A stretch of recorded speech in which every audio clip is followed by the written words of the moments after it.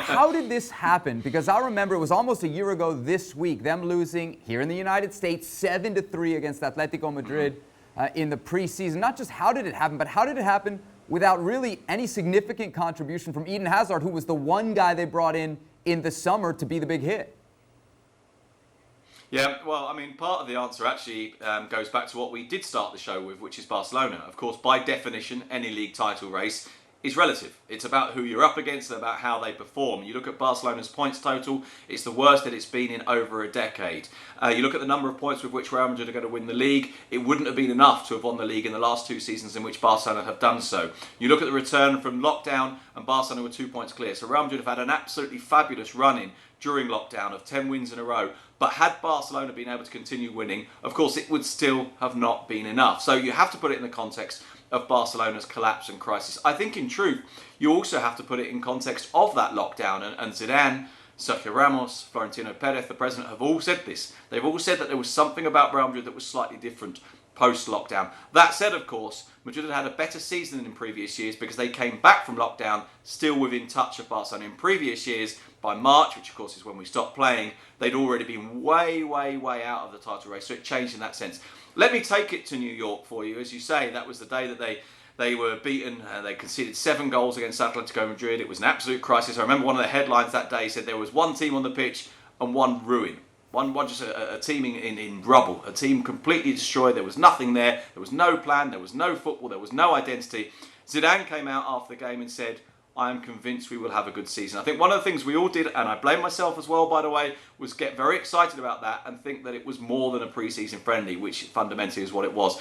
I think Zidane has settled things since then. I think he's seen the weaknesses and so worked to build a solid side, to build a defensively strong side, a side that occasionally, yes, has been fortunate. And as you rightly say, by the way, a side that has really not relied on big money signings. Jovic, Hazard, Bale, James, 4 most expensive players in the Real Madrid squad. 4 of the 6 most expensive players in the club's history, and their contribution between them, on average, is 9.5 games and 1.5 goals of those players. Now, in Hazard's case, it's different because he was injured. The others have just been frozen out. The others have really not had a role to play. You look at the players who have had the most minutes in the team. The top 9 are all new players. The 10th is Mendy. The top 9 are all old players. The 10th is a new player, Mendy, a left back. Now, he's been important, but not massively important. He shared the minutes more or less with Marcelo. I think what we've seen with Zidane is a return to the old guard, a return to his trust in the players that won 3 Champions Leagues. And maybe there's a lesson here for Barcelona. You asked me in a minute ago,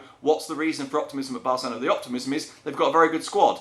Real Madrid looked to be in a mess 12 months ago, but the optimism was there were still good players in that squad. Even if it was an ageing squad, even if it was problematic, even if they weren't scoring as many goals as they used to be, even if they didn't have Cristiano Ronaldo anymore, there were still things there. And what Zidane did, of course, was connect to the squad as he always had done, emotionally, tactically look at the what he could do plausibly in terms of building a structure that would work, that would protect them.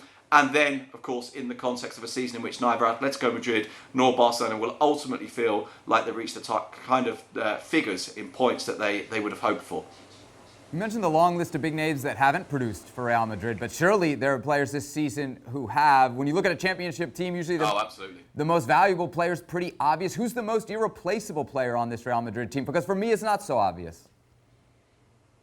No, I think you're right, and I think it's very interesting to look at the Real Madrid team and talk about who have been the big performers. And as I say, I do think it's very difficult to do this analysis properly, precisely because of the fact that we've had kind of 2 halves of the season welded together kind of awkwardly. You know, the two bits of the season don't really fit together that well. And so if you look at Real Madrid as a whole over the entire season, I think you would say the most consistent performers are probably Casemiro and Karim Benzema.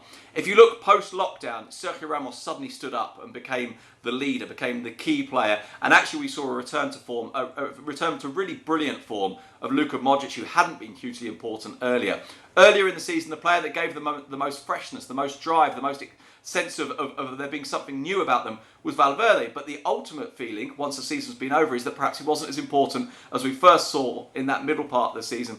And then, of course, there's been Courtois, who had a difficult time in the autumn, but I think has been absolutely brilliant from about November onwards. So, and I think, in a way, maybe that's the key to this success. We've had really big contributions at very important times with a very steady team. You look at the numbers, and I think it's basically a spine of 7 or 8 players who played almost every game, who played over 30 starts in the 37 games they've played so far this season. And I think that's been the basis of it, that players have stepped up when it's really mattered. Here's a stat for you, which I think underlines that really, really quite clearly. Of the Real Madrid squad this season, 21 players have scored goals. Only 2 outfield players in the entire squad have not scored this season in La Liga. One of them is Brahim Diaz, who only played 59 minutes, and the other is Militao, who's the backup central defender. Thanks so much for watching ESPN on YouTube. And for more sports highlights and analysis, be sure to download the ESPN app. And for premium content and live streaming, subscribe to ESPN Plus.